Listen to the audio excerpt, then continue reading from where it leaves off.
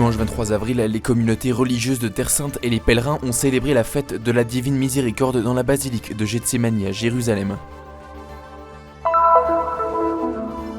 Découvrez quelques aspects de la vie de saint Marc l'évangéliste dans la ville sainte à l'occasion de sa fête. Les psaumes, prières d'Israël et de l'Égypte.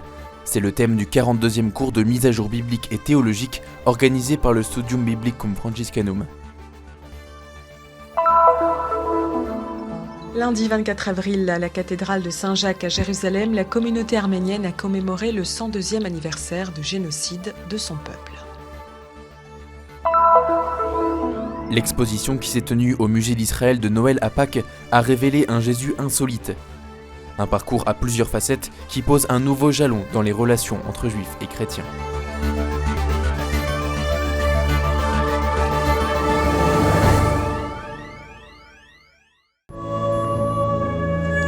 La fête de la Divine Miséricorde a été instituée officiellement par Saint Jean-Paul II en 1992, qu'il établit pour toute l'Église le premier dimanche après Pâques, qu'on appelle Domenica in Albis. Cette fête a été voulue par sœur Faustine Kowalska, la religieuse polonaise canonisée par le pape Wojtyła en l'an 2000, selon les visions qu'elle reçut. Gesù ha detto esplicitamente a Santa Suor Faustina. Jésus l'a dit spécialement à Sainte Faustine et elle l'a écrit dans son journal que la seule condition est la confiance en Dieu, ne pas faire de calcul, ne pas trop raisonner. La confiance que Dieu est bon, miséricordieux et que personne ne doit avoir peur d'aller vers lui. Che Dio è buono, che è misericordioso, che nessuno abbia paura di avvicinarsi a lui. No?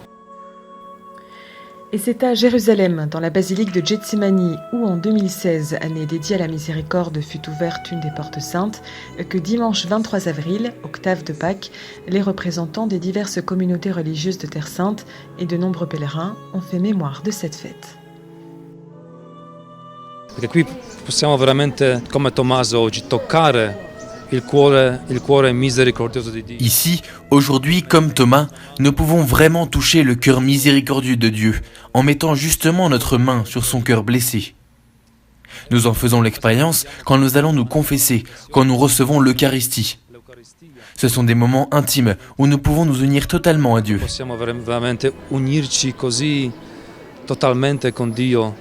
En cette journée où le lien profond entre le mystère pascal de la rédemption et la fête de la miséricorde se manifeste, l'icône de Jésus miséricordieux est une représentation peinte de la parole de Dieu. Jésus a demandé que sur cette image de la divine miséricorde soit écrit « Jésus, j'ai confiance en toi ». Cela suffit à Dieu. Dieu veut seulement que nous expérimentions notre volonté d'être avec lui, que nous lui fassions confiance, et lui fera le reste. Che ci fidiamo in lui e lui fa tutto il resto.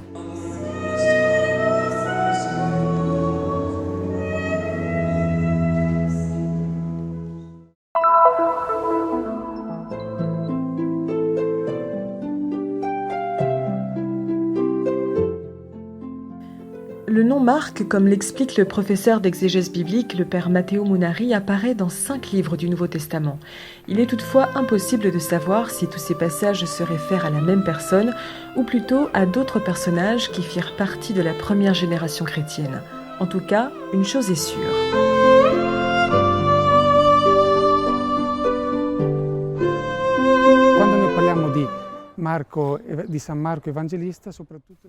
Quand nous parlons de Saint Marc l'évangéliste, nous rappelons surtout celui qui était l'interprète de Saint Pierre à Rome et qui, sur demande des habitants du lieu, écrivit un évangile pour pouvoir rappeler toute la prédication de Pierre, si précieuse pour leurs oreilles, qu'il ne fallait omettre aucun détail. E per la quale appunto loro non volevano assolutamente dimenticare neanche un particolare.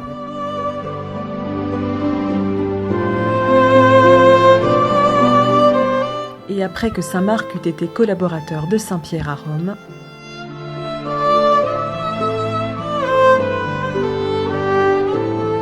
Marco Evangelista sappiamo che poi, dopo aver fatto da interprete a Pietro a Roma, sappiamo che si è recato in Egitto. Nous savons qu'il partit en Égypte. Il évangélisa la région qui se trouvait à proximité d'Alexandrie et fut le premier évêque d'Alexandrie d'Égypte. C'est pour cela qu'il est considéré comme le fondateur de l'église copte et qu'il est si important pour elle. On dit qu'il fut évêque jusque vers les années 62-63 lorsqu'il fut remplacé par Annien. Ensuite, selon la tradition, nous savons qu'il est mort autour de l'année 68 après Jésus-Christ. Agnano. E poi secondo la tradizione copta anche sappiamo che morì martire più o meno intorno al 68 d.C. À quelques 2000 ans de distance, il est encore possible de voir les lieux liés à sa vie dans la ville sainte. Le frère Matteo raconte que le monastère de Saint-Marc, église syriaque orthodoxe proche du Saint-Sépulcre, rappelle la maison de Marie, mère de Marc, dans laquelle de nombreux chrétiens se réunirent pour prier durant l'incarcération de Pierre.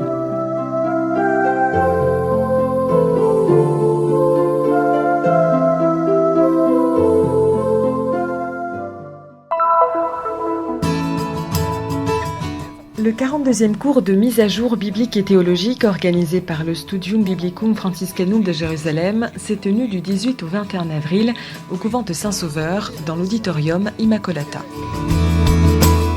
Plus de 160 inscrits pour approfondir le thème choisi pour cette édition, les psaumes, prières d'Israël et de l'Église. A richiesta generale dei partecipanti ci siamo concentrati su.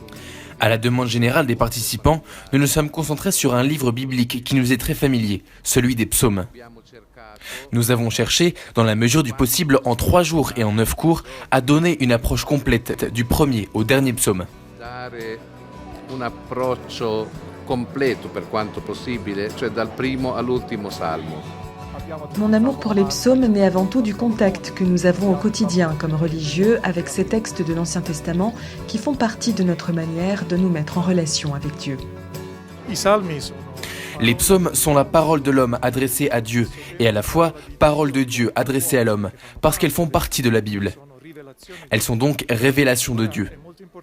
Il est donc très important que dans notre vie personnelle de prière, nous nous rendions compte que nous prions avec une parole que Dieu lui-même nous a donnée pour nous adresser à lui.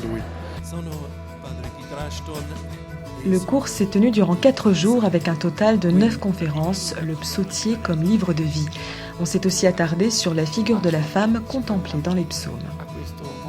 Sono certamente contemplate in questa preghiera. Et sicuramente possiamo dire in sintesi. Elles sont contemplées dans cette prière, et nous pouvons dire que la femme dans les psaumes, dans la vie, dans les Écritures en général, est le symbole de la vie. Souhaitons donc à toutes les femmes qui nous écoutent d'être toujours ce grand signe, de remplir leur mission d'évangélisatrice, de témoin de la vie, et surtout de ce large accueil, qui est la meilleure manière d'exprimer l'amour de Dieu. Quell'accoglienza grandissima che è il modo migliore per esprimere l'amore di Dio. Les psaumes nous invitent à la conversion et se présentent comme témoins de la messianité de Jésus. Il faut bien avoir à l'esprit que les psaumes ont été la prière de Jésus. Jésus a prié les psaumes. Dans les moments difficiles, dans les moments de joie aussi, Jésus a fait sien les sentiments que les psaumes transmettent.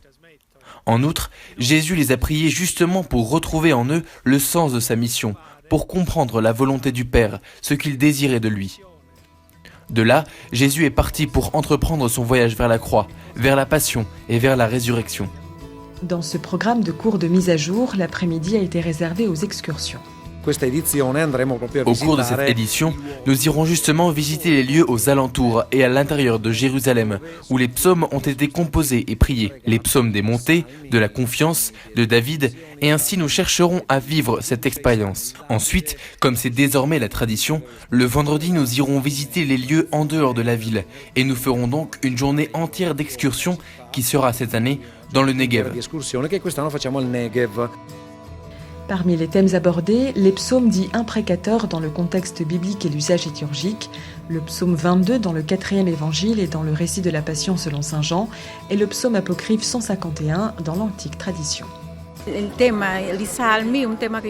Les psaumes sont un thème que je ne connaissais pas, mais en écoutant les prêtres qui parlent sur ce thème, j'ai compris qu'ils sont justement pour nous, pour chaque personne.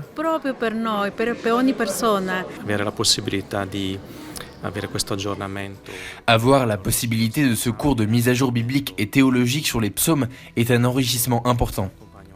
J'accompagne des groupes de pèlerins en Terre Sainte et disons que la Passion unit cette mise à jour spirituelle et personnelle à la richesse de pouvoir également parler aux pèlerins, aux personnes que j'accompagne, de ce que nous entendons ici. portare poi ai pellegrini, alle persone che accompagno, quello che in questi giorni stiamo ascoltando. Prima di tutto una grazia di Dio, è molto ricco. Tout cela est très riche, cette parole de Dieu que nous mangeons et mastiquons, si l'on peut dire. C'est une richesse très profonde. C'est pour nous une responsabilité de prier de manière plus profonde. Mangiamo, ma anche li mastichiamo nella nostra vita. È una ricchezza molto profonda.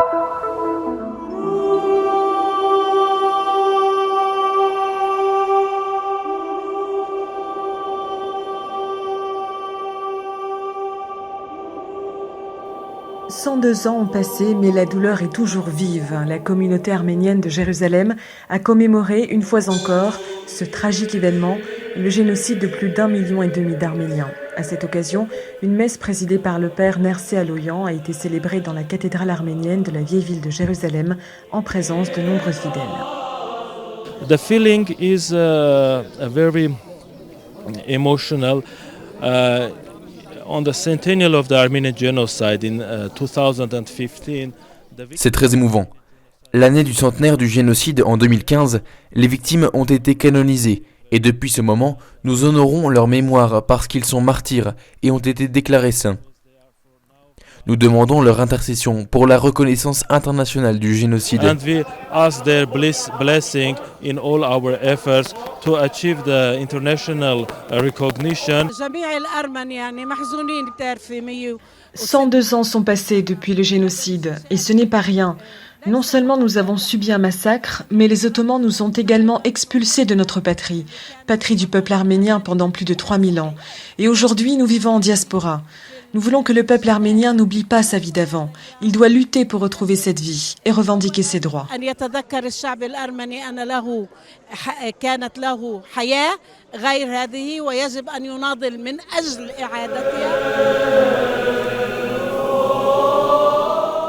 Une prière incessante, alternée avec des moments de silence, sur les visages des fidèles présents, le souvenir indélébile de la souffrance d'un peuple encore aujourd'hui en diaspora.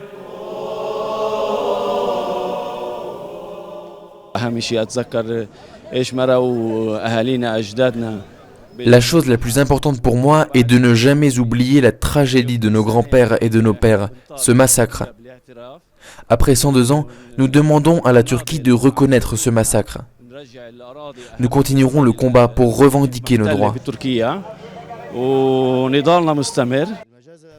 Le génocide des Arméniens est un des premiers massacres de l'histoire et doit être reconnu par le monde entier sans exception.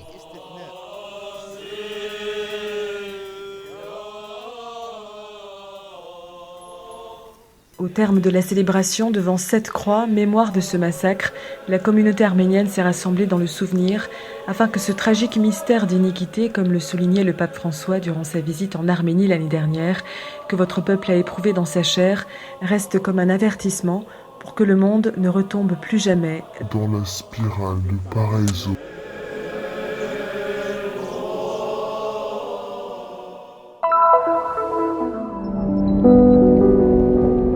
La peinture d'un rabbin qui prêche dans le temple, une radiographie du thorax, une croix réalisée avec des restes de chars armés et d'uniformes militaires, ce sont quelques-unes des représentations insolites de Jésus qu'on a pu voir lors de l'exposition « Voici l'homme, Jésus dans l'art juif et israélien » au musée d'Israël.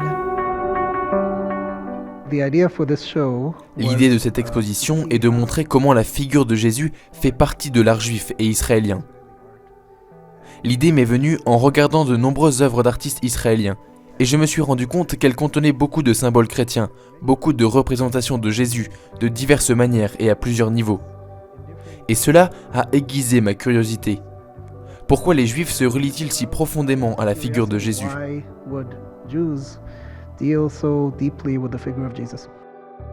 Pour cette exposition, plus de 100 œuvres ont été sélectionnées, réalisées par une quarantaine d'artistes différents selon diverses expressions artistiques, peinture, sculpture, photographie et vidéo. Différentes modalités pour approfondir le lien entre la figure de Jésus et le monde judéo-israélien, un lien souvent silencieux ou problématique, mais encore actuel.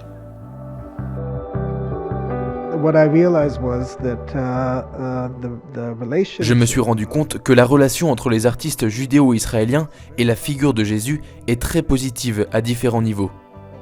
Bien qu'ils ne croient pas à sa divinité ou ne le considèrent pas comme le Messie, Les artistes croient et se confrontent à sa nature humaine, morale et à son rayonnement universel.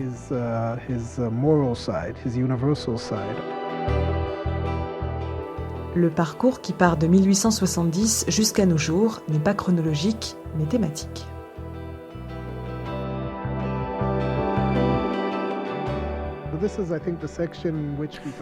C'est la section où nous parlons de l'art juif qui n'est pas lié directement à l'État d'Israël, mais au rapport entre christianisme et judaïsme, et comment Jésus peut devenir un pont entre deux peuples et un symbole de la souffrance des juifs. Le représenter comme un juif peut favoriser une relation encore plus étroite entre juifs et chrétiens.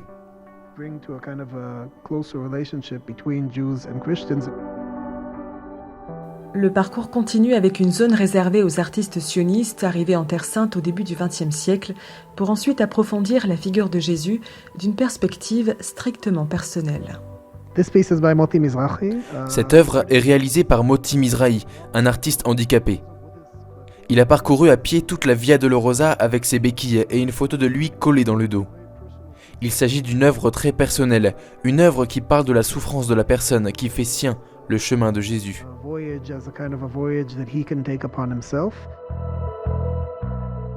Le parcours élargit de nouveau l'horizon. La passion du Christ devient expression de la souffrance des plus petits de la société. Et c'est ainsi qu'on a représenté une croix avec les restes d'un village bédouin détruit, ou que l'on expose la photo montrant la douleur d'une mère. Cette photo a été prise par Milika Kioshnol en 1998, au début de la première intifada. La femme, Aïcha El-Kord, a été mise en prison. Elle y a mis au monde un fils, et le photographe, avec cette prise, donne un message très beau de compassion universelle. La mère et le fils, selon la représentation chrétienne classique. Nous avons ainsi un artiste juif qui a pris une photo d'une femme musulmane avec son fils, à la manière des représentations chrétiennes. L'exposition ne vise pas à confondre les identités, mais veut donner un espace aux interrogations de chaque artiste.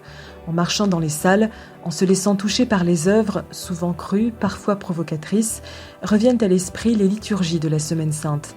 Et la mort de Jésus sur la croix pour l'humanité entière s'enrichit de nouvelles nuances.